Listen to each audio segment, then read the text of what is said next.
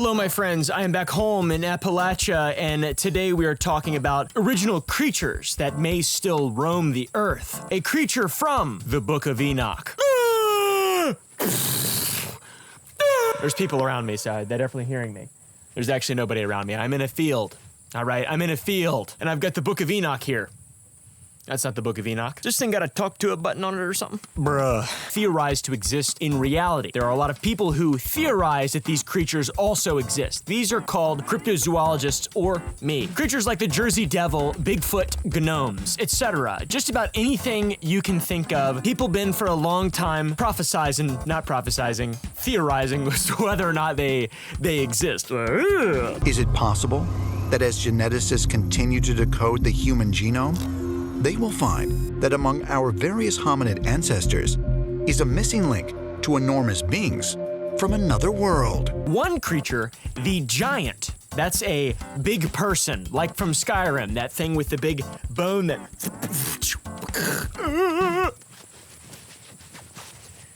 Flying through the sky. I remember the first time that happened to me, I immediately read the Book of Enoch after.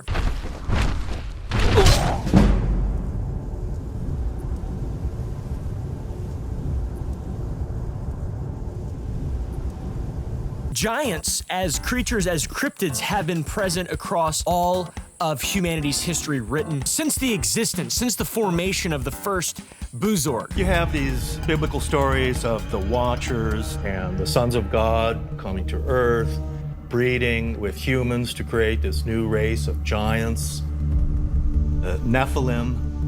These giant skeletons seem to be evidence of the Watchers and the Nephilim. They are mentioned in so many books, so many ancient books, including the Bible, and it has led many people to believe that they were once real. If you think about the story of David and Goliath from the Bible, Goliath is huge and he's big and he's hairy, but he doesn't live on the edge of civilization or avoid people. He's really being used as a weapon, almost, a weapon of terror against the Israelites. Many people do not know the stories of these giants or haven't even heard of their presence in the books we'll be talking about today. So that's what we'll be talking about today. Books, giants, big sumbitches. There's also one in Afghanistan that attacked a bunch of Marines back in the Iraq War, apparently. It was a man at least 12 to 15 feet in height. This is a monster. Red beard, then his hair was longish past the shoulder. A scarlet red. I'm horribly backlit right now. This is not filmmaking 101. This is filmmaking 202. To begin, we will discuss the Book of Enoch. The book's origins range from between 400 BC to 100 BC, and when you open the text, you are greeted by five main texts, five main sections. The Book of Watchers, the Book of Parables, the Book of Luminaries, Dream Visions, and the Epistles of Enoch. What the f is an epistle? I have no idea, but it sounds made up, and I'm gonna prove one day that it is. By the way, the Book of Enoch is included in the Apocrypha, which is a bunch of books from the biblical times that are considered by some to be heretical and others as divinely inspired, or whatever you would want to call. Some people love them, some people hate them, all right? I just kind of read it and I'm like, well, this is awesome. I want all this to be real now. Anyways, for Enoch, the book we are interested in reading today is the first book, which is the one that talks about giants. Okay, guys? In other sections, you will also find some fairly interesting stuff, including details on the birth of Noah, the dude who built the boat. I'm building an ark. It is believed that similarly to the Bible itself and the Pentateuch, that each one of these books were written in different times by different authors with different interests entirely. Pentateuch, is that the thing that Moses, is it the books of Moses? I forget, dude. Is that the Torah? What is it? I don't remember. All right, let's forget about the Talmud, all right? Let's pretend like that doesn't exist. There's some weird shit in them books, I tell you what, guys. There's some weird shit in some books. Old books got a lot of weird shit in them. You know, historically, the Book of Enoch is considered highly influential, both with Jewish and early Christian apocalyptic traditions. It is referenced in the New Testament and was esteemed by early Christian thinkers, although it was later excluded from Western Christian canon, right? The Ethiopic Church alone, which is one of the oldest Christian churches in the world, retains it as canonical, with the complete texts surviving in Ge'ez, an ancient Ethiopian language. ረከቦ ድድቅ ወማሰነ ወአልቦቱ ሕይወት More modern interest in the Book of Enoch reemerged with the discoveries of related manuscripts in the 18th and 19th centuries, spurred by advancing biblical scholarship and linguistic studies. A Scottish explorer by the name of James Bruce, which is like the most Scottish name ever, was exploring Ethiopia in 1773. This guy was looking for the origin of the Blue Nile River, a tributary to the east of the main Nile River channel. While exploring, James Bruce found a remarkable relic thought to be lost to time. Bruce found 3 pristine copies of the Book of Enoch written in Ge'ez, an ancient Ethiopian language, as mentioned before. This book had been thought to be lost to time. People knew of his existence due to it being referenced in many ancient texts, but was it actually out there? I don't know. Ask James Bruce. It is believed that the books arrived in Ethiopia through a long history of just kind of traveling the world, kind of Paulo Coelho, alchemist style, just, floating around, but instead of being an inspiring story of destiny, it's an apocryphal book that has giants in it, so I'm interested, but overall, it's, there's better reading material. Official sources say that the Book of Enoch is like 2,200 years old, 2,000, 2,200, somewhere, 3rd century BC and newer. But some people say that it's from 3,500 BC and predates the Egyptian pyramids, which I have no idea how that's possible, and I didn't do much research into it. There's a lot of history on the Book of Enoch out there, so if you guys want to research it, but as far as I'm aware, it's from the year 2000 or 2,000 years ago to 2,200 years ago, about the 3rd cent BC, brother. The Second Temple period. Boom. There's something going on over there. There's a damn helicopter holding something in the air. It's a giant. I'll be damned. What great timing, right while I'm recording. Let me take a snapshot of that to put in the video. Once in a lifetime image right there, guys. Guess giants are real. Call me James Bruce the way I be discovering things that were once thought lost to time. Them books must have been there for quite a while because even Moses knew of their existence, the Mosaic knowledge. Following their captivity in Egypt, they made their way to Ethiopia, and they did this because during the rule of King Manasseh, he began to build statues honoring the Canaanite gods Baal and Asherah in Solomon's temple due to his hatred of the Jewish faith. This guy was kind of the of his time. Manasseh became king when he was just 12 years old, and he reigned 55 years in Judah. He, quote, did what was evil in the sight of the Lord, according to verse 2. He rebuilt the high places and the altars to Baal and Ashtaroth and the false gods that his father Hezekiah had just torn down.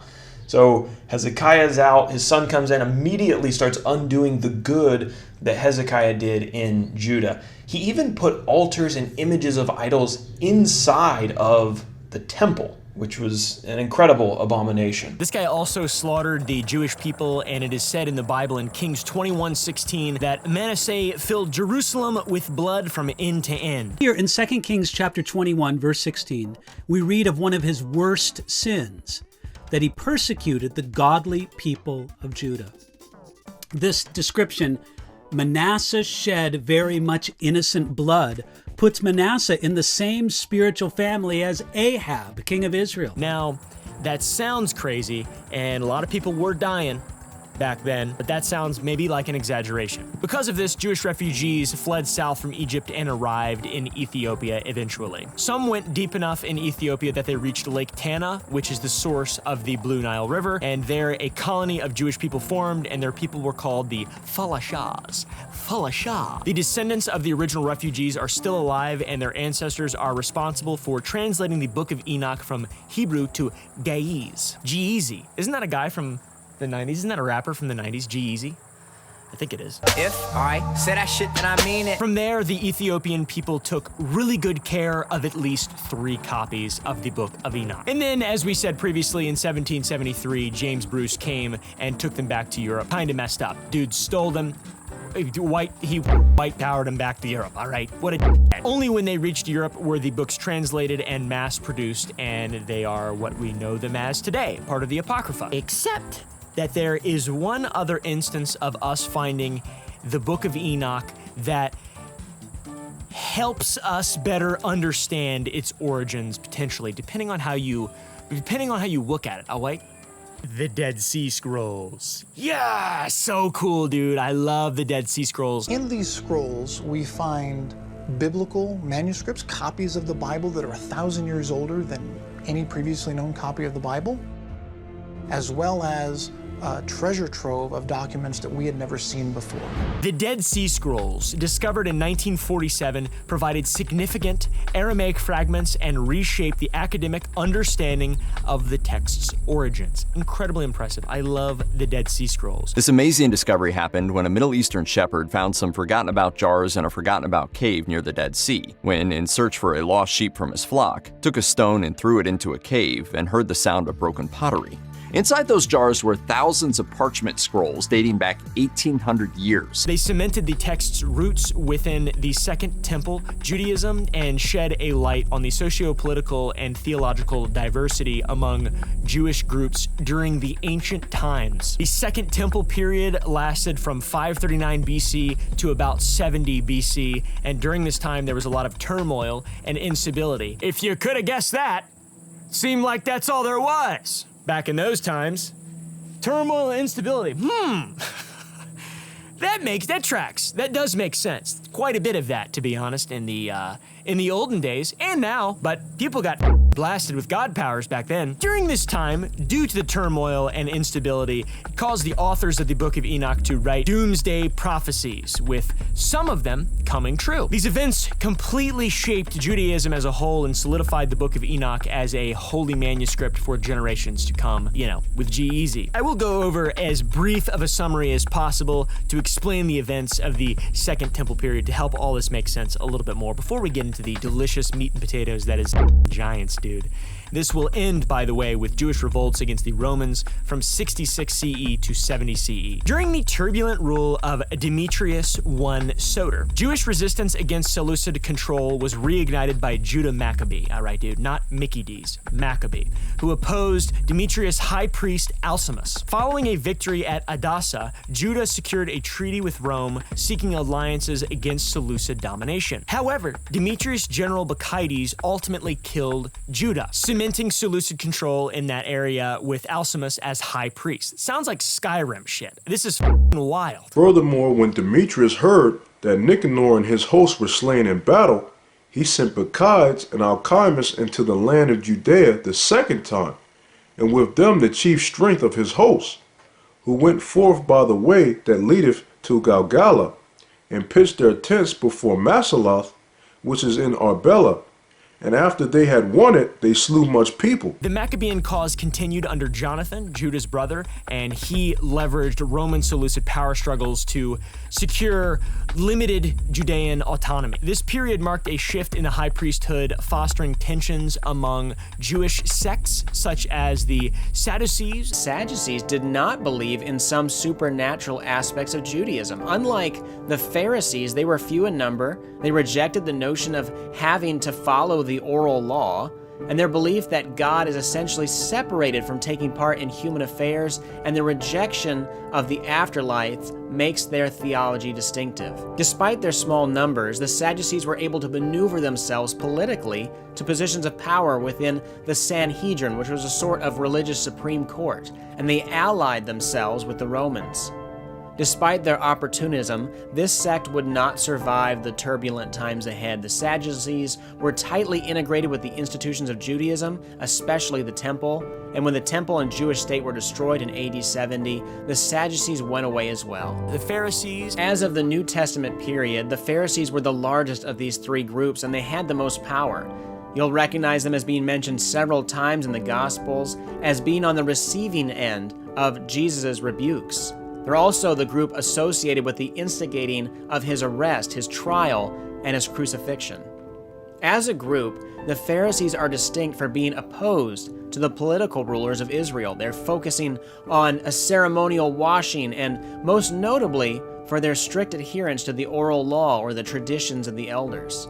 Their theological beliefs included supernatural elements such as the eternity of the soul, the existence of angels, and belief in the resurrection of the dead. The Essenes. The Essenes were not mentioned in the New Testament, and they're likely an offshoot of Pharisaism, as much of their theology appears to have been similar.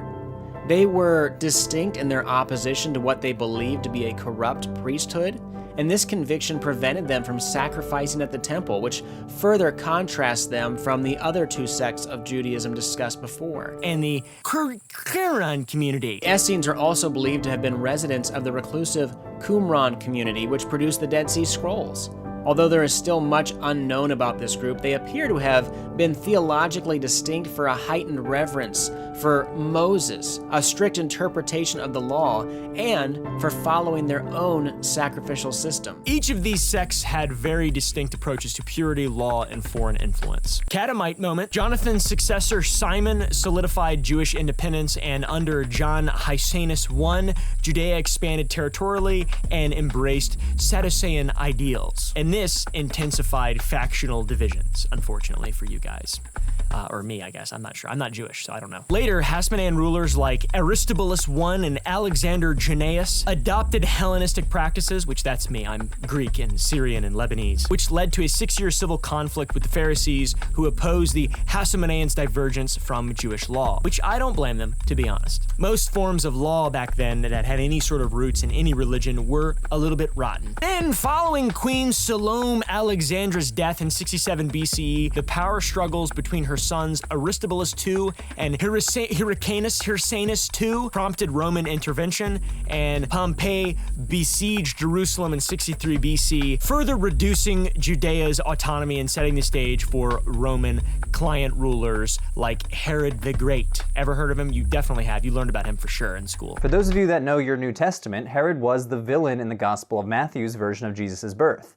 The Magi follow a star to Judea and consult King Herod, asking where the King of the Jews has been born, referring to Jesus, not Herod. Herod sees this as a threat to his rule, so according to the biblical account, he orders every male child in Bethlehem under the age of 2 to be killed. Although Herod's reign saw quite a few major construction projects, which included an expanded temple, his Hellenistic influences alienated many Jews. And after his death in 4 BC, Roman governors directly controlled Judea, stoking resentment that culminated in the Jewish War of 66 to 70 CE. During this conflict, Agrippa II, the last Herodian king, attempted mediation, but Roman forces led by General Vespasian, what a fruit, and his son Titus ultimately destroyed Jerusalem and the Second Temple in 70 CE, ending Jewish political autonomy. These events heavily influenced the authors and explain how the book got its name. The later events heavily influenced the later areas and sections of the Book of Enoch, because the first parts were written in the 3rd century BC, or right around there. But anyways, the Book of Enoch is named after a biblical figure named Enoch, Noah's great-grandfather. Genesis chapter 5, verse 21. When Enoch had lived 65 years, he became the father of Methuselah. And from our Bible knowledge, we know that his son Methuselah was the oldest living man as recorded in Scripture. When we study through the genealogies written in the Bible, we will find out that Enoch was the great-grandfather of Noah. Enoch is mentioned in all 3 of the Abrahamic religions, Christianity, Judaism, and Islam, and many others as well. The other ones that are maybe Abrahamic. I haven't done a lot of research. I'm pretty stupid. My brain is actually, I'm two-dimensional. My head's flat like this. If I turn to the side, it's like, it's really weird. It is said that Enoch lived for 365 years and was one of the few people to be taken to heaven alive. What the fuck? The Book of Enoch. The Book of Fat Cock. Following Enoch's rapture, the book was named after him because God had taken him from a violent society, which refers to the Second Temple period. So that's pretty much the grander context of the Book of Enoch.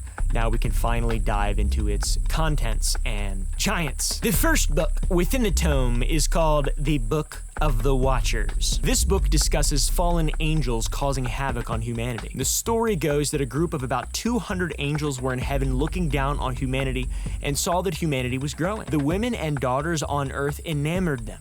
One angel in particular, Simjaza, who led the group, told them that they would all fly down to earth and choose wives to have children with. They all descended down onto Mount Haran and began the Rempage. That's rampage. During their revelries, they bestowed forbidden knowledge on man. An angel named Azazel taught man how to make weapons, shields, armor, and jewelry out of heavenly metals which corrupted humanity. To punish the angels and the women, God cursed the women who the angels impregnated to bear giants who would destroy mankind.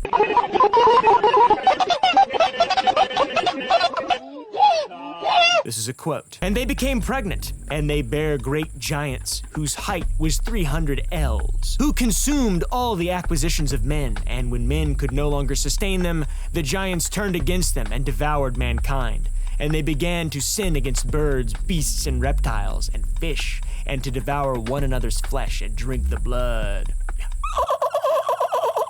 Crazy, dude. That's crazy. I believe it. I believe it. Seeing this, God would send archangels Michael, Uriel, Raphael, and Gabriel to intervene. When on earth, Uriel would warn Noah of a great flood. He'd say, "There's a big flood coming." And Noah would say, "I'm gonna build a boat, motherfucker." And guess what?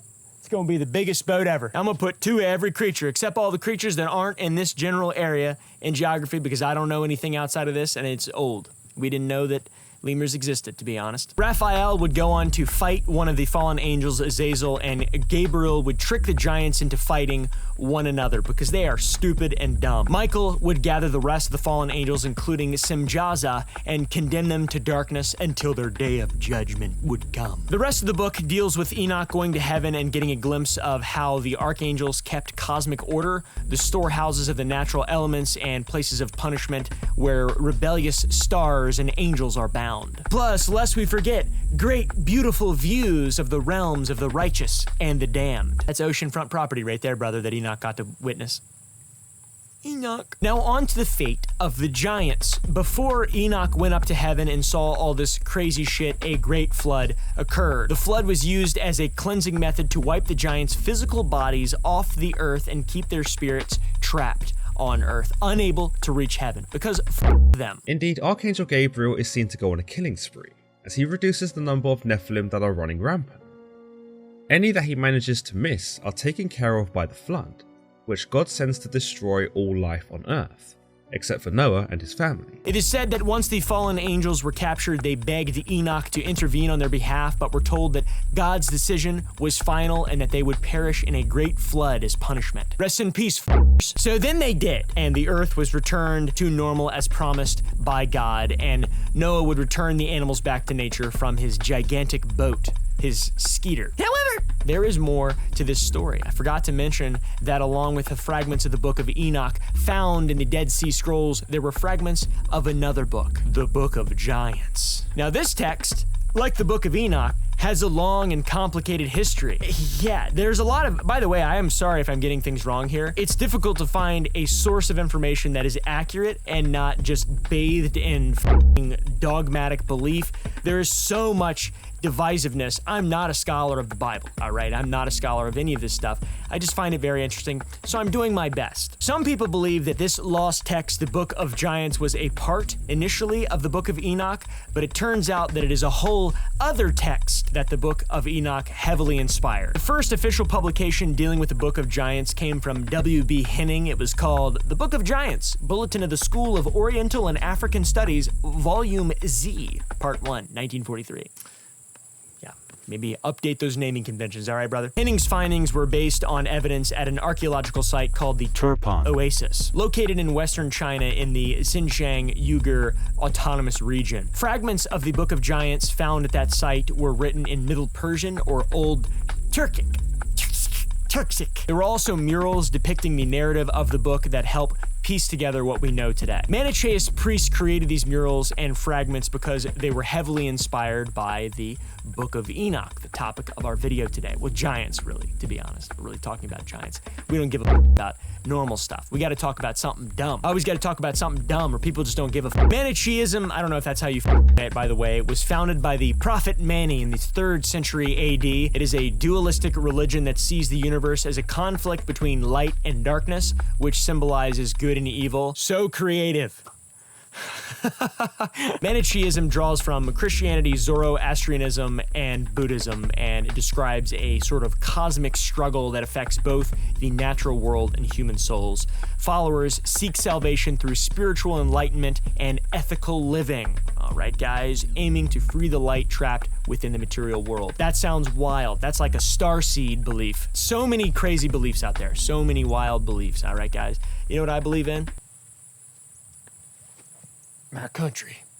Just kidding, but also a little bit though. I believe in us. I think we can make it. I think we can do it, to be honest. So yeah, due to the obvious influences and inspirations, it's no surprise that these fellers may have wrote a text similar to the already existing Book of Enoch. Manny appears to have drawn on figures like the sky-storming giants from the Book of Enoch, these creatures who arose from the union of man and angel, as well as the inclusion of characters from Persian lore such as Sam and Narmal. Nariman. This syncretic approach reveals how Manny adopted older stories about titanic conflicts to fit his dualistic worldview. Guy was kind of a visionary. This all to obviously portray and fit a primordial battle between cosmic good and evil, forces of light and darkness. But for what is this battle raging, you ask? I don't know. What stands at the center? To that I say, my soul is at the center, offered up to the ageless ones, only to be torn in twain. As mentioned before, the Book of Giants was found amongst the Dead Sea Scrolls, similar to the Book of Enoch, so there's a level of legitimacy and historicity and reliability there in terms of it existing from a certain period of time and it actually being written down, etc., etc., etc. I mean, I don't know about if it's real or not. Now, how differently were giants covered in the Book of Enoch versus the Book of Giants? Well, my friends, the Book of Giants focused on the giants' personal experiences, which is pretty funny. It was like a vlog for them in a sense. It focused on their fears, their desperate attempts for mercy, emphasizing their tragic inability to escape their inevitable doom. Rest in peace, you big bastards. Whereas the Book of Enoch gave a more expansive view covering the impact of an angelic rebellion on all creation, depicting Enoch's role as an intermediary for cosmic order and justice, with the giant story being a part of a larger divine plan for just in general judgment and in general restoration. You can't have one without the other, you know? Like I'm equal parts God and the devil. A cloak of shame covers this man, and only supreme light will wash my body clean. But how could that light possibly reach me with the thick clouds of indecency that surround my poor soul? So I carry my wrongdoings on my back like some kind of tormented hiker, lost in the hills of misfortune, looking desperately for that peak to rescue him from the valley of depraved habitual self-pleasuring. But again, I find nothing except for sweaty, devastated loneliness and 1,000 judging eyes staring back at me from the cover of a stolen Victoria's Secret catalog. I didn't take your mail, Mrs. Pemberton. Stop asking me that. Leave me alone! In the Book of Giants, the focus is mainly on one giant named Mahwe, the son of Barakel, an angel. Mahwe was the first of the giants to have a vision of a tablet immersed in water which washes away all but 3 names, interpreted as a warning that only Noah and his sons will survive the coming destruction in a dream. Upon awakening from this terrible, scary dream, Mahwe sought guidance and shared his vision with the other giants. They were disturbed by the ominous implication of their own demise, symbolized by the washed away names. The giants hold a council and decide to consult Enoch, the scribe and prophet, hoping he can interpret the visions and perhaps offer them a way to escape their inevitable fate. Mahwe said, "Help!" So then Mahwe embarked on a journey to find Enoch, and when he found him, he explained their situation and sent him back to the giants with a tablet. The tablet, when read aloud, most of the giants reacted with fear and sorrow. What exactly was that tablet? It was a Amazon Fire tablet, all right? So it was not that new Apple iPad Pro 12, 13X Max. So he was sad because he wasn't able to delve as deeply into consumerism as he wanted to. Then the sons of Omjaza, Oya, and Haya had more dreams that depicted their own eventual downfall. Oya, another giant, dreamt of a great tree being uprooted except for 3 roots. The giants then obviously interpreted this as another sign that only Noah's family would survive the coming flood. This aligns with the previously mentioned Manny murals, which featured 3 giant tree trunks. The giants then discussed these dreams with their comrades, monsters, and fallen angels, struggling to accept the inevitability of their fate. They briefly consider resisting their judgment, but Gilgamesh, one of the giants, ever heard of that guy? Gilgamesh? He acknowledged that the fighting against the forces of heaven would be futile. Then he confessed that despite his immense strength, he cannot stand against divine power, for it is divine and holy and all. Once again, Mahweh was sent to Enoch to ask for help, and this time Enoch sent back a tablet directly from God with Enoch. And when it was read to the giants and their descendants would face judgment for their sins. A great flood would be coming to earth to destroy all living things and end the giants' reign of terror. I don't know about you guys, but I didn't realize the giants had anything to do with Noah or the flood or the ark or anything. What's the symbolism of a giant? What's a giant, a big guy? Because I mean, I'm short-coated, dude. I love short people. My whole family's like microscopic, and I just can't get enough of them. The only advice that it seemed Enoch could offer the giants was for them to try and repent so that their souls could at least be saved. As the giants repented, they watched the 4 archangels descend from heaven, and then they prepared to defend themselves in battle for battle. But alas, they were no match for the might of the archangels, of course. These are just really big people versus angels. The archangels then bound the watchers with chains and destroyed the monstrous offspring of the giants. And the giants, recognizing the futility of their resistance, wept and mourned as they witnessed their end approaching in real time. That must have sucked. Talk about just getting caught in a damn wall.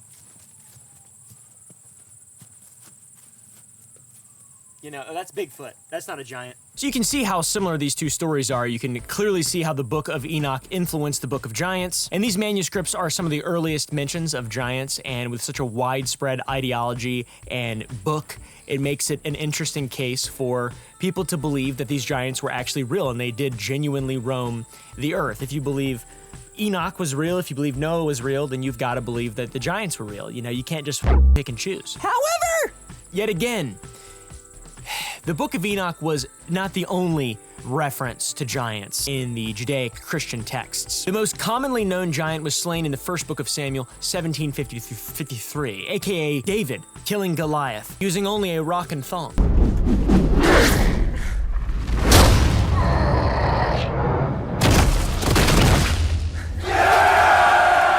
he did it.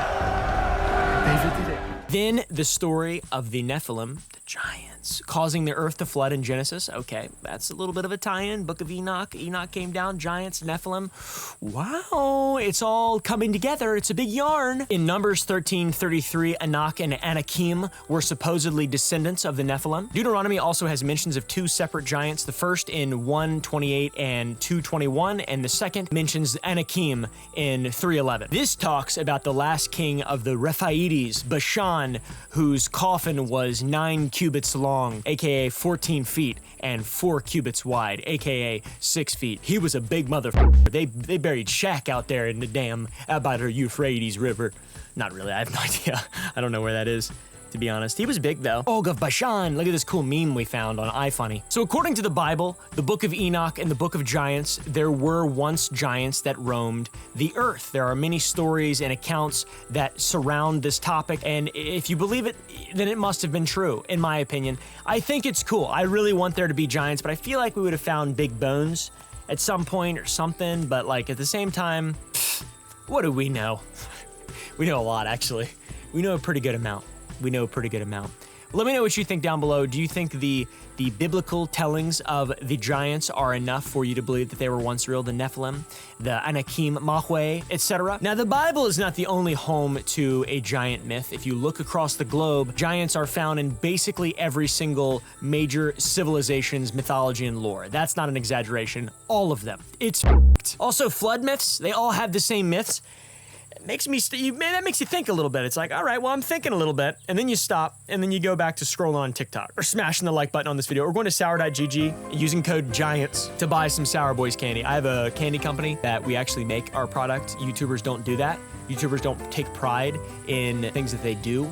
Generally, it seems, I'm not like trying to moral grandstand or anything. It just seems like that's an unfortunate problem, and I am doing my best to actually do that with this brand and growing it in an ethical manner and making it also taste good. It's literally just candy. Less ingredients, natural dyes, natural flavors, etc. We make it in Texas. Pretty much everybody else imports that shit or has somebody else make it for them. We make it ourselves. All right, literally, I've got a bunch of giants, a bunch of Nephilim out there. extruding, mixing and extruding. Not really, but we got all these different flavors. We release a new flavor every single week, which another thing our competitors don't do. It's delicious, but once again, just candy. Use code GIANTS down below, sour.gg, all right, motherfuckers? Now, the fact that there is giant mythos in every single civilization's lore and mythology, does it mean that there were giants, or does it mean the concept of a tall person is a basic human archetype that inspires fear and story? That could be it. Tall people are kind of scary. Both the Greeks and the Romans had giants in their mythology. In Greek mythology, there was a lot, and you're probably familiar with quite a bit of it. The word for giants is gigantes, and according to Greek mythology, which in my opinion is nonsense, the giants of the world were offspring of the gods, Uranus and Gaia, and a great story from Greek mythology is the story of Gigantomachy, which shows the battle of the cosmos between the Greek gods at Olympus and the giants. Pretty cool stuff. Gaia, the Earth Mother, still felt a lot of resentment against the Olympian gods, as they had imprisoned the Titans in Tartarus. The Earth Mother generated a powerful offspring from the blood spilled by Uranus after his castration. These extremely strong beings became known as the Giants.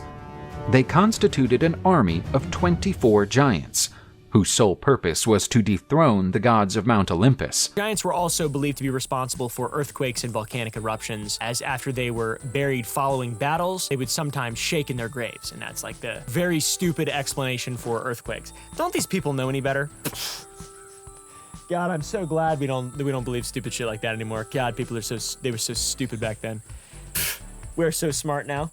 I'm talking to the screen here and somehow making money from it, and this is my career, and I'm back home in Appalachia, and I'm around my family and grandparents. I'm incredibly grateful. Thank you all so much. And if you went and bought candy after my ad I just did a minute ago, I am indebted to you, literally. So, I apologize, because I'll never be able to repay it, but I really do appreciate it. The most popular Greek giant can be found in Homer's The Odyssey, a book many of which have read many a person. In chapter 9, Odysseus recounts his journey to the Phaeacians, starting with his raid on the Chicones in Ismarus. Those are all not correct pronunciations. His men lingered there out of greed, and that led to an attack that cost 6 lives per ship. A storm then swept them to the land of the Lotus Eaters, where some crew members, after consuming the lotus fruit, lost their desire to return home. Odysseus then forced them back on the ship, and then they arrived in the land of the Cyclops and encountered Polyphemus, all right? This son of a bitch, which I love the idea of cycloptic things. Cyclops are really cool. Imagine just a deformed big guy with one eye and like his other eye's small and tiny and weird, and he's got another eye and he's just, and he's just a big guy with one eye, and people are like, Cyclops! Oh, I'm gonna start screaming that in real life when I see someone with a deformation. I'm not. Sorry. Leave that in, that's funny. Polyphemus trapped and began to consume Odysseus' men. There was a big rock blocking their exit as well, and Odysseus, unable to move it, devised a plan. He got Polyphemus drunk and told him his name is Nobody. Once Polyphemus passed out, Odysseus blinded him with a hot staff, so kind of a dick move, but deserved, I guess. Then when Polyphemus cried out, his neighbors dismissed his pleas since nobody is attacking him, so pretty cool. Nobody is attacking me! What an awesome joke, Odysseus. Really good writing there. I love that story. That's awesome. The next morning, as Odysseus and his men escaped and sailed away, they escaped by hiding under sheep. Odysseus taunted Polyphemus while on the ship. He prayed to Poseidon for Poseidon to seek vengeance on him, which is pretty epic and really based and really cool, and I love Greek history. I mean, Greek mythology. Greek history is all right, too. Now, Polyphemus was technically a cyclops. His height is often compared to the giants and cyclopes as offsprings of Uranus and Gaia, so they're kind of all bunched into the same lot. A little bit to the east, in the next peninsula, the Roman Empire told of giants in one of their conquered territories. Julius Caesar fought against the Gauls from 58 BC to 50 BC and eliminated a major threat to the north of Rome while also expanding their empire greatly. Today, the Gauls would have occupied most of Western Europe, including Germany, where giants are reportedly depicted. During this time, and in other times, Germany was divided into 2 parts, Germania Superior and Lower Germania. But in both parts, there were depictions of Roman gods fighting giants or fighting something depicted as giants by local people found on what are called Jupiter columns. These columns were monuments to their sins. Not really, but they were monuments that were primarily exclusive to Roman Germania, and usually they depicted multiple gods on the base and along the column. These particular ones depicted giants, all right? All right, Jupiter giant columns is what they're called. Hey guys, yeah, tiny little wiener right there, wow. Jupiter Gigantenschollen. Germany moment. All right, guys. It's important to mention also that Romans eventually adopted the Cyclops into their mythology, adding more reference to gigantic humanoid creatures that potentially may or may not have existed at some point somewhere in the world. The Norse also believe giants to be real. If you ever played God of War, then you are well aware of the Jotnar. All right, Jotnar! The word Jotun or Jotnar, if we're referring to more than just one, came from the Old Norse Thur or Thursa, which came from a Proto-Germanic word meaning to consume or to devour. In Norse mythology, the Jotnar are opposed to the gods in Asgard, and they play a vital role in a doomsday event that is similar to, you guessed it, the Book of Enoch. The tribe of Dan? Danish people? Weird. I don't know.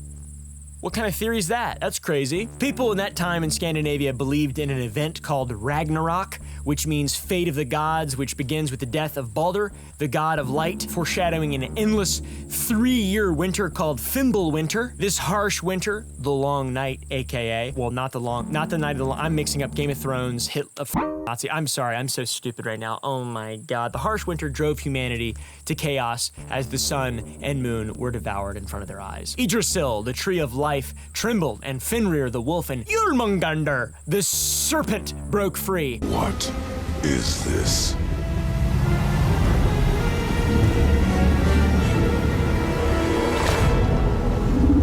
It's the world serpent.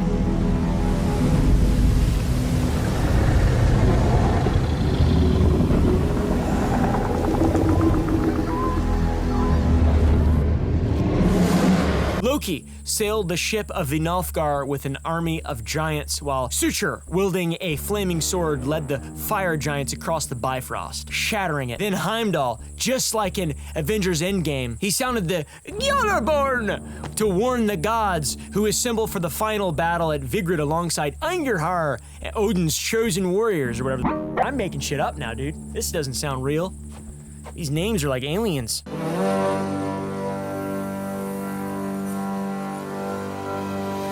And then Odin was devoured by Fenrir, but avenged by his son Vidar. And then Thor killed Jormungandr, but it dies from the venom of the snake.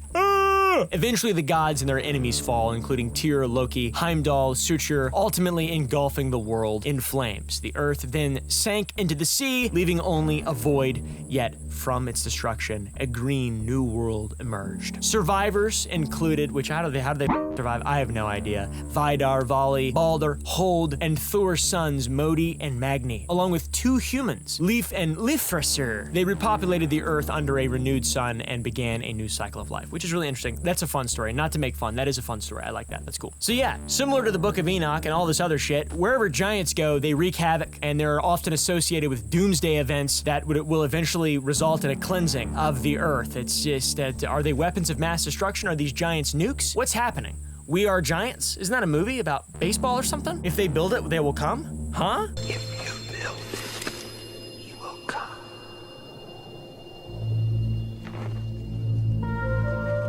Now, there's a lot of negative portrayals of giants. There's also some positive portrayals of giants. For example, in Armenia, they believe that a giant named Hek-Nahopet, who is the founder of the Armenian nation and was also among a race of giants who took part in the building of the Tower of Babel. You know, fun little references there. Everything ties back together once again. A popular Armenian legend details Hek defending Armenia from Nimrod and his army of giants at a battle near Lake Van. Nimrod, by the way, in case you were wondering, was a powerful hunter and king mentioned in the Bible. Kind of a dumbass now, to be honest. That name has been just trashed, absolutely. I didn't realize Nimrod had so much swag. Nimrod was known for founding several ancient cities in Mesopotamia and is traditionally associated with the construction of the Tower of Babel, symbolizing human ambition and defiance in general against God. But the battle in the Armenian legend ended with Hek shooting Nimrod with a bow and arrow, killing him. And if you travel to Armenia, you can find statues of Hek shooting a bow, and it is seen as a symbol of national pride. Among these, there are many more. The Aztecs,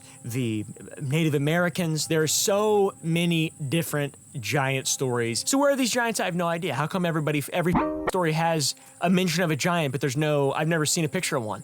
Well, there is evidence of them. We'll get to that in a little bit, but first, here's a couple more tall tales. So after discovering and then subsequently reading all these ancient texts, it's no surprise that people genuinely believe that there are an ancient race of giants that are on Earth, all right, guys? And that, in unison with actually finding proof of them, there are people who have found proof of giants a long time ago. Not any recently, to be honest, and a book called The First Fossil Hunters, Dinosaurs, Mammoths, and the Myth in Greek and Roman Times. This book discusses the potential misinterpretations of old bones by ancient people. Ancient people would find a gigantic bone and be like, this looks like the bone of my friend I saw die and I played with his bones because it's all we could play with. This looks just like it, but bigger. There's some big people out here we don't know about yet. Damn. I'm gonna write about it in my journal, and then it's gonna be passed down to an effect that I would have never been able to account or plan for. I'm just joking around trying to entertain myself here. And I just found this gigantic bone. Giants must be real. No, it's actually a mammoth or a dinosaur or like some kind of big creature that died. So, unfortunately, on pages 35 and 36 of this book, we can glean some interesting information that may help us understand how people of the past knew of giants and cyclops. In this book, we learn that a famous dragon statue in Klagenfurt, Austria from 1950 was modeled after an Ice Age woolly rhinoceros skull exhumed from a local quarry in 1335. So that's pretty interesting. They thought this thing was a dragon, but it was actually a rhinoceros skull, a woolly rhinoceros. That's bullshit. My whole life is ruined, dude. You telling me they found it and then they're just like, well, actually, it's not that, it's something else. Dumbass. Don't call me dumbass. Don't comment down below, hey, dumbass. Do more research next time. Don't comment that down below. That'd really upset me if you did. Now, an example of bones being misinterpreted as cyclops comes from Austrian paleontology, a fellow named Othenio Abel, who proposed that the Greeks and Romans misinterpreted ancient elephant skulls found in the Mediterranean bone beds to be cyclopses due to the large hole in the center of the skull where the trunk attaches. It makes sense. If you look at it, it's like, oh yeah. Oh, these people were getting trolled. Imagine if you didn't know any better and all you'd ever seen your whole life is sheep, goats, and people. And then you're just like, or whatever the however, opa, lopa dupa, or whatever, however they sound. I don't know how they sound. But you're just walking around and you find a elephant head. What is that? I would scream and cry. Dude, if I just found that in the back, I'd scream and cry. And then I'd spin a tall tale and tell all my friends and write it in a book, and it would go on for years and years and centuries and gain much wisdom, and I would be known as Caleb the Elder. There's a lot of stories from across the globe of ancient peoples mistaking bones for mythic creatures. In 1843, in the town of Kishinev, Moldova, locals found large bones and jerry-rigged an upright skeleton, placing a skull on top. So, that's pretty baller. That's some pretty cool street art. People from all around came to see the skeleton that the locals claimed belonged to Dacian giants. These were liars, man. Scoundrels. Then also, Romanian folklore tells of a race of giants believed to once inhabit the land. And there's a pretty famous story that dates back to the 1940s, a big-time cover-up, a big-time giant cover-up. Apparently, a massive skull and 80 giant skeletons were supposedly uncovered at an archaeological dig in Argadava, only to vanish mysteriously, which fueled a conspiracy theory of a cover-up, right? Further reports describe additional graves in Squeaky, wherever the that is, along with strange metal statues rather, including colossal rock thrones and ancient tunnels with oversized furniture for big people. At one point, when a government official heard all of the commotion, he went down there to see it for himself and declared it a Roman grenadier due to its large molars, and eventually a priest deemed the bones that they found to be sacrilege, and the skeleton was then dismantled, chopped up, and burned. But Finnish zoologist and explorer Alexander Van Norman traveled to the town to see the skeleton, but was disappointed to see that it was dismantled. Luckily for him, a medicine woman had saved a fragment of the skull that was used atop the body. This is that thing that they jerry-rigged, and Finman properly identified it as a jaw fragment of the extinct steppe rhinoceros of the Ice Age. Now to France. In 1880, a discovery by Georges Vacher de la Pugue in Casnou-de-Lez, it would challenge modern science about the existence of giants. A large femoral shaft, a tibial shaft, and the end of a humerus were found. And Lapougue claimed that they were undoubtedly the bones belonging to an 11-foot-tall man. After their discovery, they were quickly photographed and included in the French science magazine La Nature. However, after being supposedly examined by scholars, the bones mysteriously disappeared and they have yet to resurface, leaving us with just some photos of supposed giant bones. I'm telling you, it's a cover-up, dude. It's a cover-up, dude. It's a cover-up, dude. I'm telling you, dude, that's what it is. It's a cover-up. They don't want us to know about giants, because if we knew about giants, then we wouldn't want to listen to all their rules, all right? I'll tell you what, two things make money: war and illness. And if we had giants, they wouldn't be able to make money off war and illness out there. I tell you what, bastard, some bitch. So now all this is going on in Europe and Asia. America was also making some epic giant discoveries during the times, the middle 1800s, the 19th century. In the 1800s and 1900s, a myth surrounding ancient mounds found throughout America caused many to speculate that a race of giants once inhabited this great, beautiful land. In the 1800s, Smithsonian archaeologists unearthed dozens of oversized skeletons contained within the burial mounds of the ancient Adena Indian tribe. Back in 1879, archaeologists found themselves digging into a mound in the middle of Ohio. Many people right now in Ohio are digging in mounds. It's kind of what they do out there. They believed to have found an ancient race of people called the Adena. The Adena people were often described as tall individuals with robust skeletal features, very Cro-Magnon in their large brows. And these people were uncovered in prehistoric Native American mounds. I love the word mound. It's a really funny word. Reports from the 19th century and early 20th centuries frequently document large skeletal remains, allegedly reaching over 7 feet tall. These are some long people out here, bud, out in the mounds in there. This structure contained 11 burials. 10 of these burials were arranged in a semicircular fashion around a central personage. They found these long-ass skeletons in quite a few states, primarily, though, Ohio and Kentucky. These findings were later officially supported by excavations conducted by the Smithsonian's Bureau of Ethnology and later by archaeologists William S. Webb and Charles Snow and another guy named Don Dragoo. Made-up name. Not real. The Adena remains showed distinct traits such as pronounced brow ridges, large and robust jaws, and a tendency towards brachiocephalic skull shape. Pug heads. Pug heads, huh? This bizarre skull shape was sometimes accentuated through artificial cranial deformation, so they were like making themselves long and weird looking. But Webb, Snow, and Dragoo noted these features as genetic, indicating a lineage of strong physical characteristics. Unique Adena skeletal traits include prominent chins, cheekbones, high cranial vaults, and thick, long bones, suggesting these individuals were powerfully built, kind of like my people back in Appalachia.